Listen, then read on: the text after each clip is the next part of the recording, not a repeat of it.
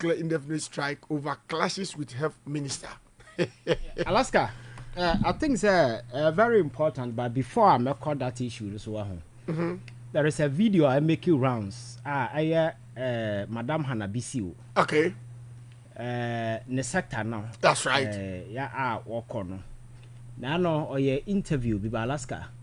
I'll measure that and make it time. So those of you, because of time in TNT, more share, more multi, more access to social media. Be an okay YouTube. I just go and find my YouTube channel. Subscribe. My video no at all. You can just go and watch.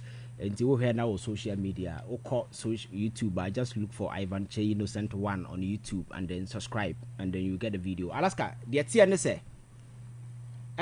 Sa your friend is saying entity no Madam Hanabisi Eda no MPP pencil omoko han corridor baby kitwa bi e office. Okay.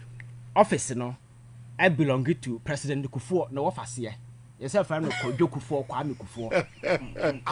Alaska 92.3 Sikana apotro wu ana hu ni tenti ampa. Sikana or charge this entity for a month no. Just what's your best?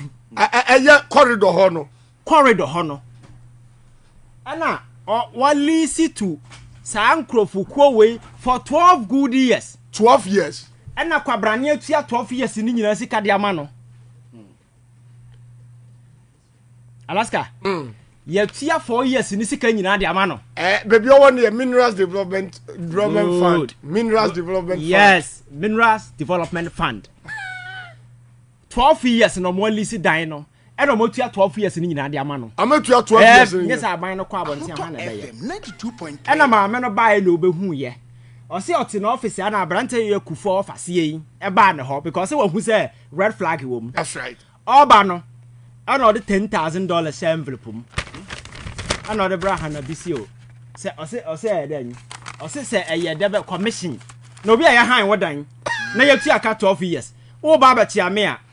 Envelope $10,000 women and then. My commission. My commission. So on him crama akoso within waiting. I think I'll be bribe no. Oh, Auntie Hannah, $10,000. Mamma, very smart enough, say, or J. Okay. Anna, I'll record it, yeah. Anna, or the man for say a month as evidence. Okay. Because so it's a criminal way you can induce, you know. Because why wouldn't you say a dino? Some man $10,000 and so a new because I a cubicle beer. Oh, Mr. Bonia, I could afford the MPP for the Ghana. And you want at all costs or through my maintenance. Now let's go behind down 12 years. Sanka yen piano sao, but what's in a boom now dying 12 years. Dollars. Amount to no call over bear. Your friend said $1 million. To Kufuor for see. Ahuto FM 92.3. Hey, I'm for young Kwasi Ajumo. So they will continue to be rich. No one can tell you master or me young Kwasi Ajumo. So just imagine say what bra now every medicine one yen Ghana na oko Russia. Bra kwako bre. No about by say we a medical doctor. Na ya post to do akwa to akurase baby bra wo bre monthly salary waji ya 12,000. Na we 12,000 na be so what wenum utifie what wenum na some of we aba be catch koye demonstration. Alaska enti onje oye no abusianfo na edidi o. Kufuor fase cycle 92.3. Enti uhu say ya mobinum ti radio city TV so na ya kasa Alaska obi amoye pa o. Oh dabi. Ya dwen na ya ka. Memeti hai obi a obakasa mesha ase ko TV ana radio wa mame why politicians so wa mame 1 CD 2 CD me famfa even car kora no. Let the person come out and say. Oh dabi anukura don even go. Dabi ya mawo na yankura de ya mawo. Dabi. Ya nkasa na yetwie mogya se ye obi oye nibio up and down nyina. Ya na yekoba. But this is the truth. Now information you talk ready you show Alaska, this is the truth. Edaho. And you see the gravity of crime and Kufuor we are perpetrating. That is why I disagree with Attorney General. The pace are very slow. What is Abrante na say our NIB no? I know when you the audacity. I see the Attorney General because Alaska, you did a press conference and tell the whole world evidence here ready. Yeah, you didn't court to see 3 weeks with if one of them say Ivan, I'm not holding brief for the Attorney General, but I think last Wednesday on the show, Nana Kwajo Yeboah and others were criticized as you rightly said, and there was a message from the AG's office. Okay, to your said there be attorney general document ni docket bibia aye ready enti the way I say you no enye sa enra obehwe the acting chief justice or the communicate bi aba cases bi aye de baba e fa ni office no nkire panel ebeko because omahu niama ewo the judiciary honum nankasa enti enkoye Professor Mills time wonya de koye na nkrofo na negu ho so the research and your research we are ni ahye Alaska under maka politics na yeah that's right so managing the legal side of it you manage the political aspect of it exactly. Confidence is key and you need to sustain it people want to see those things and me bie so amount yo mate yeah na yeah so that's right because you see we cannot break in the middle oh yeah research mama in the energy and everything need to your friends say flow say be ya Ghana ni be who say things are in line Alaska Tamale your friend is saying Minister of Health that's right okohu niam ba kwa na be bi na ni anye ho ya say abrantie bi ya de ne ba ho because of niam any ho nti wawu that's right I'm a whole Alaska's a life ulusu you can never get it back enti sa niam we ya asi a obi akọ hospital there essay because oyare no also free ni fie dia akọ hospital no che trust and confidence our the institutions e provide ya that's right na onya kokoduro na hospital ka say ye ni oxygen ye ni wo ya indirectly no a death sentence and our pass ya manipa no this act of negligence akoso and e bi and akwada di our Tamale teaching hospital abrante ya wa wi ho hwe enye and according to them enema na omuhia say and again the funny aspect of it mete ye ne say yes abrante no kwa no hospital ho no na enya ho no yare ye o eye referral na ye de na ba and you say ICU no nema na obehia no any hospital or the question is say before you refer anybody to any further hospital no there is a communication that is ensured exactly. You call you tell the person you dey omode na ba na what prepare in advance anti communication na cause from referral hospital to Tamale teaching hospital no what was the communication exactly did they tell them say they will need these services and did they assure them say they are available because anywhere you refer them to other facility more hospital that is what we did sometimes refer will be a confanoche with me for any to ambulance if I no confanoche no you need to call to find out first niama obehia no and now sometimes they need to set it up and now depending on the case sometimes you need to call make available way nipa na care na urban way emergency you need to prepare in advance so in this case if the gentleman was transferred to Tamale teaching hospital the thing is what communication they call so answer na omode na ba na said niama no wunia why will you allow them to bring him not Kumasi or any other place these are legitimate questions and this act of negligence now no mete Sunyan Regional Hospital omote say Akando wo ye fe ne say Tamale na we koso no ko ha de light ye bo mu tutu omo say we know that we can do the right thing afa omo ye bibia they are doing everything new Sunyan Regional Hospital inpatient transfer mo ba de da ho asabe bu ya transfer say gidi shale mo ye na mo kwampa na sha ye fi munye wa jumla yo mumra Alaska see in as much as I sympathize with healthcare your friends a professional because I am one that's right and the way but sometimes we need to be very efficient because working now you are dealing with human life uluswa you will never get it back the aspect minister has to do with cameras in the that's right you don't do that because you are dealing with professionals doctors in as for conversation na cost no na man for film that kind of way no I say some public stands be na you don't do that especially when we are dealing with professionals of high caliber and as for no you can go and equally take permission and video everything but why about my office as a doctor when make as a minister find a camera so no you don't do that that's right you don't do that and that is the aspect happy. But apart from that, I think say hey Alaska nipa life na can wan say me and again what people are not getting they say we say oko teaching hospitals you've made a decision say the CEOs must always be doctors either the person is a retired doctor or we na your mandate but you see being a doctor no is different from performing that administrative role. Okay. And in this case, the person is not being penalized for being a doctor.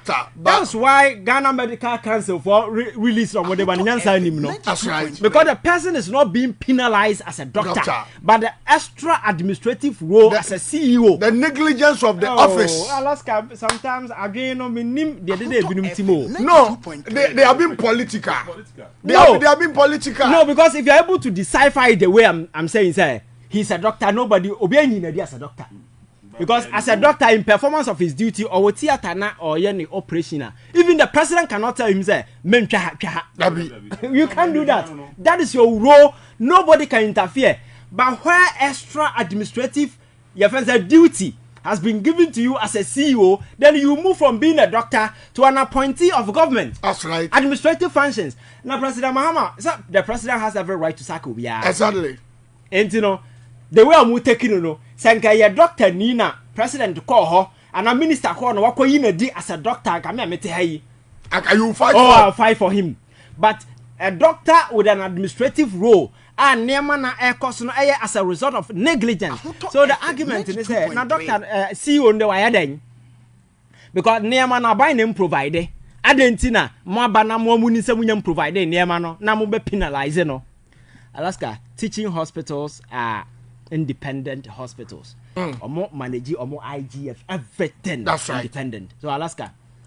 Say Nearman Niha and now bra patient about Obe Wunu Nabaka and Nearman Niho. The question is Nearma any honor, dear now so yeah. So we are teaching hospital now what challenges in us for now. You register and let people know say, yes, you are in regional hospital, Tamale teaching hospital. Nearma way, let that thing be on record. Enti assemble. You make reference. Because what resume memo at the yes. So you see, sometimes you cannot blame them much because we know how deficient our facilities are. But the question is, what you as a CEO now? Sanema way in any honor. Answer an incident. Dear Ben, dinner way, yeah. One year, it means so one or the other because yes, it's an independent entity. You are in charge. That's why you have a CEO. You manage your IGF, everything. You pay yourself. Entitlement. Yes. Alaska, do you know the funny aspect in this? Your friend is saying, teaching hospitals. Me a kamen kwanka mind just hospitals in free. Is independence in Yansa be him.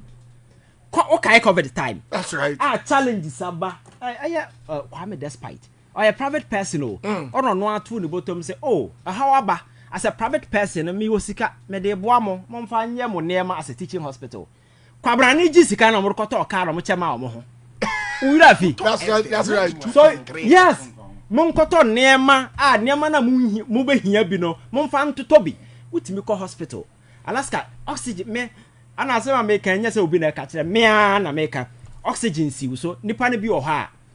Omo way a compromise to the sense uja no ankasa ntumi nhome. So they needed to be assisted. So it means that what the oxygen sin so oxygen is sinipa so a cylinder na asa. A death sentence. Me say yes ntumi save at that point. So you know say you are going to die because you jaiwa wan kasa ntumi nhom. Cylinder na esi no asa. There is nowhere around ho benya bi wo ba bia. Oh. And the one na abewu. We were pay by force. By force death. So this is the gravity of Nsama Yeka. So what is you mistake? Or channel bet me patch out because no human life. Teacher ni mistake or channel bet me correcting. That's right. But in a hospital setting, we mistake or be life is gone.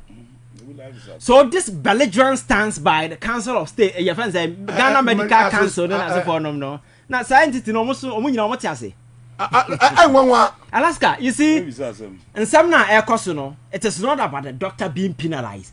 It is an administrative head of a facility who has demonstrated negligence and incompetence. And as administrative head of the same institution, who is the Minister of Health, he has every right to fire. That's right. And so why yes, sir? You can disagree, but for me, I think that near air costuno. Oh yeah, and one kind of wow. And near na musu muni no. So the question is proud to say Obeba Hono. Ebianka will communicate and I'm on the Kasaya. Kasanya Manus. So your unannounced visits. Okay. And about on the side of government and so say near man or honor bet me the mama. Why do you also wait? So say the camera be di wachi ama amfo twitwa wa ansa na da but be so na onim say oh no onim ben ye kan wo hefa nya Ghana ha na ye nyina yete onim challenges na e wo hospitals no onim ben onim. So I think that they are sideways obo ha na wabo ha Alaska obia need to sit up well and a camera no di na chi no on drop here no because we are not dealing with kids, we are dealing with professionals. Right. Medical doctors have been for my over years. We don't have a conversation with now for the phone. Me, what to make us the phone to me some job from.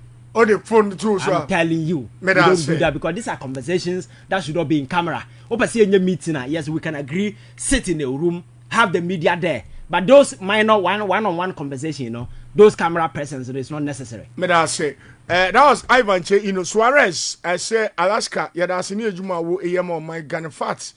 Oh boy, Juma pass in fact make do bibia make sia fe no market so baby make sure you nipa bone.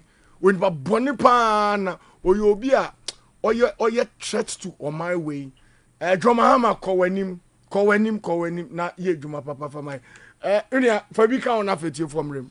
Alaska. Unim say doctors now. From all the various government hospitals, you know, with the same qualification as doctors. That's right. When it comes to elevate to man administrative positions, it's dependent on the extra qualifications they have with regards to administration. That's right. Before they are given that portfolio to handle, you know that. So most of the times, you know, it's not the doctor who holds the doctorate or the doctor's certificate. But there's an additional qualification in administration. Okay. Or I've shown some level of competence with regards to administration.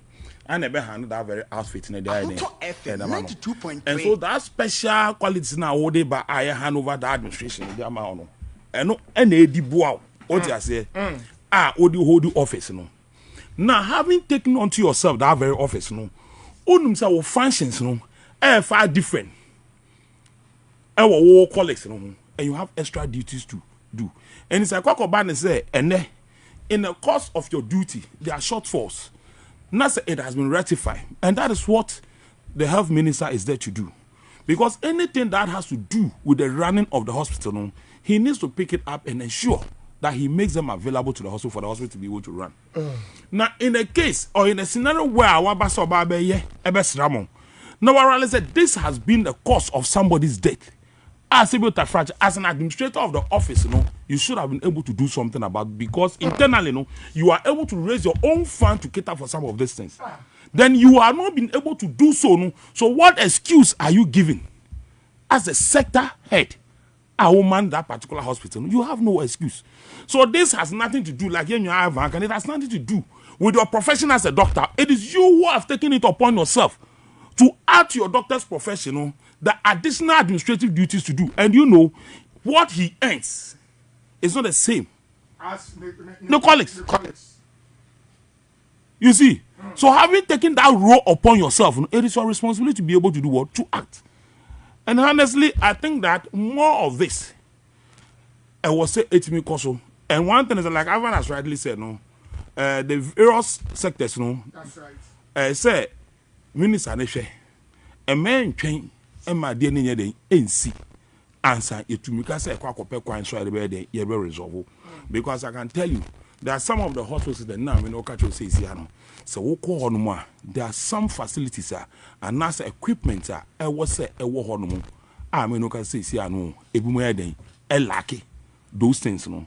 Now, and yet, idea as a fata. Now say, you bet Nasi, near Asher Hine. Now, Ubetima hospital be. No we hunu ubekono na bad time edit at that form. In this modern day Ghana, now bad time edit that form. She want to my general hospital. Would the my general hospital shasa sikakaka eda hormo. Minimum the idea assassin ye. And ne ubekot to my general hospital. Uko situation ni be out to my general hospital now. Minya bema time.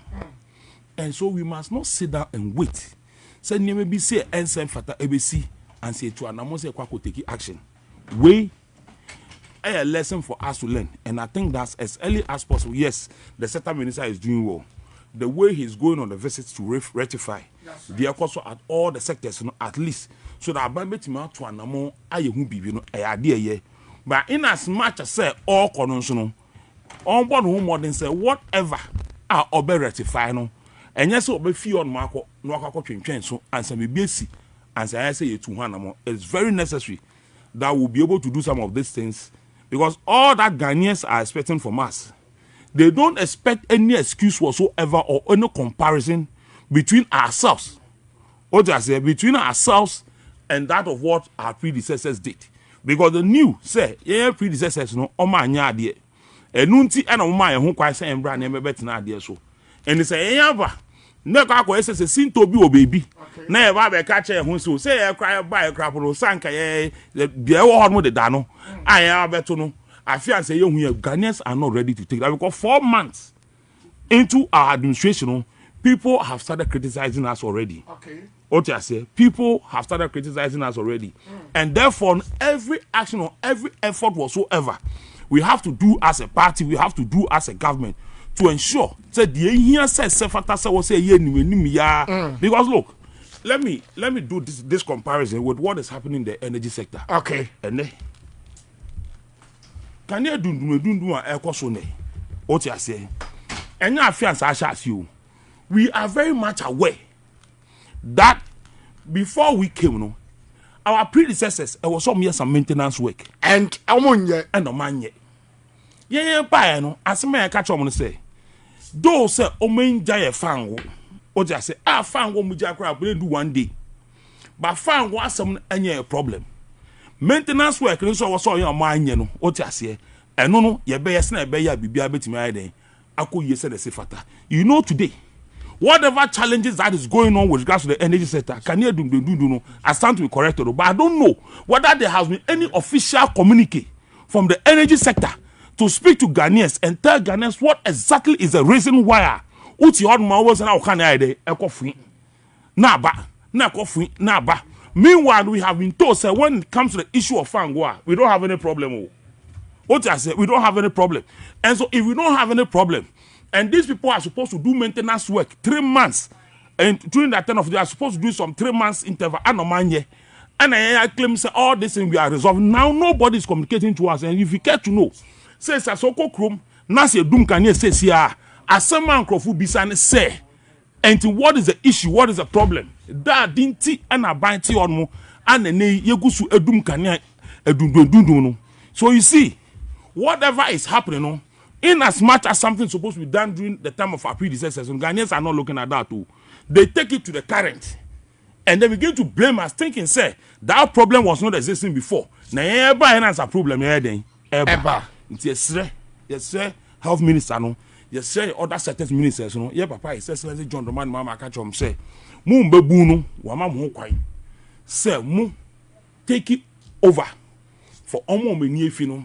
No more menefin anchor board. Now, Mono as between youthful exuberance. No. Exploit more. What I say, and the strong, they should be up to tax. Celebaya will be any who ask them and can. If there are some challenges to her, they should be able to brainstorm and communicate appropriately. So our Ghanaians will understand. Let us not sit on our communication for people to talk before we come to respond to some of these issues. Right. May I say, thank you very much. Summary, ya baby, I'm on the atom 0303 402 and 0303 402 0541 82 5106. I'll land the graph concert and I will tell in Kano. Good evening. Good evening. Would you never be our Kasofi? Alaska, Ebi, ni omi fesi akwetia. Hey! Ebi akwetia. Yanko. Oh, Alaska, Mr. Yemi descend the menyao. Oh, my bremu. And another Uber down. Me say. Hey, me hunya me nyame hokra Alaska. Ma mi chia mo yume ma mo moni adwuma wate. Right. Na mi chia wo ni wa bega for ho na ne